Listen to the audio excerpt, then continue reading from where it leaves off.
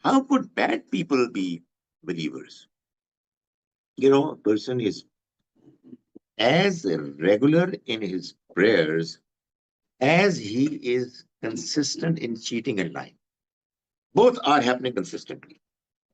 And I can never forget this statement. And I always quote this statement about a famous Muslim, a very devout Muslim. And it would be difficult to translate it in English, but let me do first in Punjabi.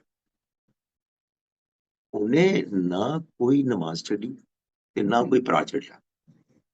He never left any prayers, said regularly, and he did not leave any brother, killed all of them. So, I mean, you would say, what's going on here?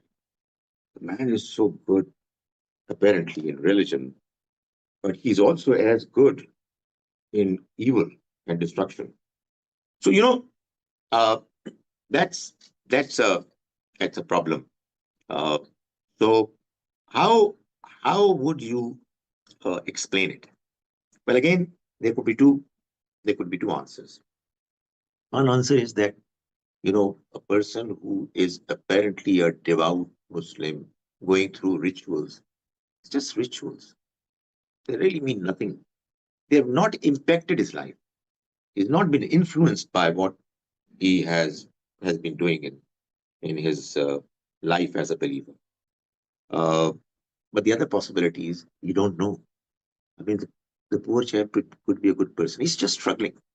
We are all struggling. He does a few things bad, but then he seeks forgiveness from the Almighty. Allah knows his heart. We don't know. So, let's not let's not form opinions on the basis of what some people are doing apparently wrong.